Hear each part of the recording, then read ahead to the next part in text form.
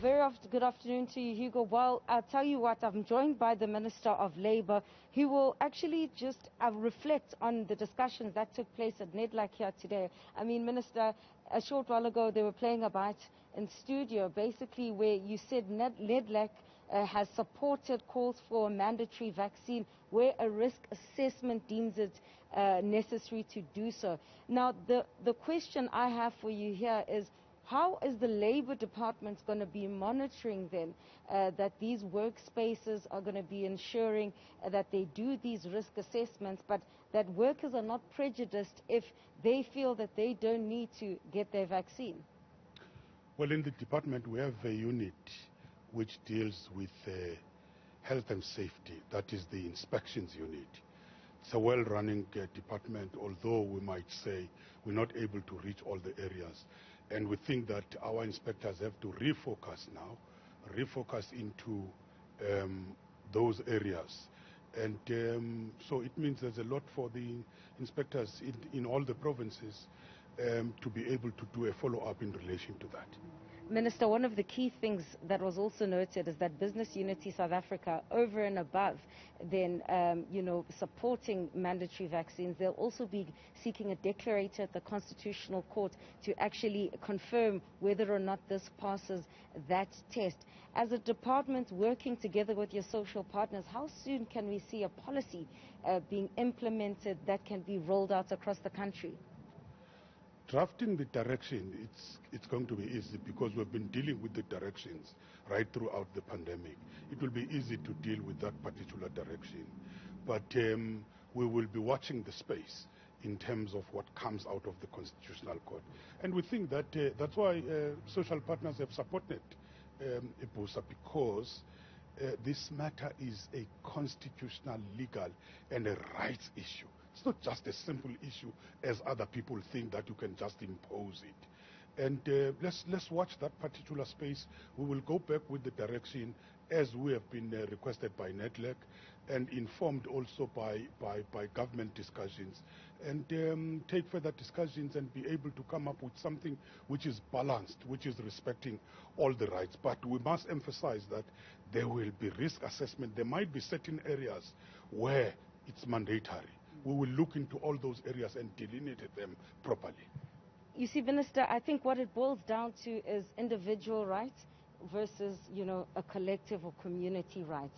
So if I decide that I don't feel like I want to get vaccinated for one reason or the other, but my workspace, and after a risk assessment, let's say, has been done, requires me to do so, where does that leave me? And in essence, you could say it's almost coercing South Africans to go and get vaccinated, whether they like to or not. I think it's a very interesting debate. The Constitutional Court will have to make a call as to what trumps what. Is it individual rights over the collective rights, or vice versa? So that becomes a constitutional debate. We will leave it at that level.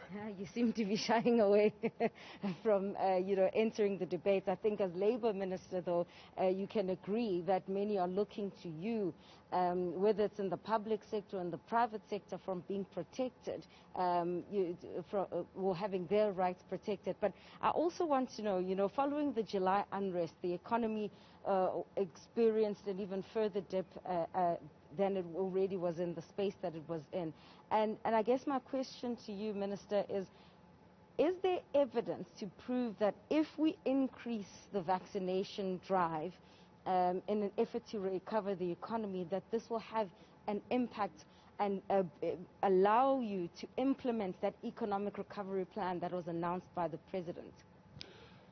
Remember that we're coming from a period where even before the pandemic, we were dealing with the issue of the slow growth, and come after that, the pandemic, we talked about 7% GDP going down, and whilst we're busy with that, the pandemic came, and which led to this GDP going down. But also, you remember that whilst we're still dealing with the issues of recovery, there came this criminal violence in KZN. Now we're dealing with this new variant, which is very difficult for us. So it's a matter which we have to deal with, and we believe that if we strengthen vaccination, we're not going to be having a lot of stops and goes, because we had to balance the issue of livelihood together with the issue of health. So we might not have a lot of stops and goes and a lot of people getting sick and so on, because I think the experts have been able to say this is mild, it can be controlled, but it doesn't call for the people to be careless. But if you look at the measures which have been proposed in terms of the economic recovery, once we're able to implement them properly, we think that we can be able to reverse this slide of job losses. We can be able to create more employment. You look at the public infrastructure we're talking about, that it must be ramped up. We look at the mass public programs we're talking about, the industrialization, localization, the tourism. We're talking about a number of areas which we think that they can be able to create even more jobs. And relook at some of what people call the red tape in terms of slowing business and so on. So there are a number of measures which were put in place. And I think if you listened to the comments from business, comments from labor, and even the community, they were very clear that we have moved slow.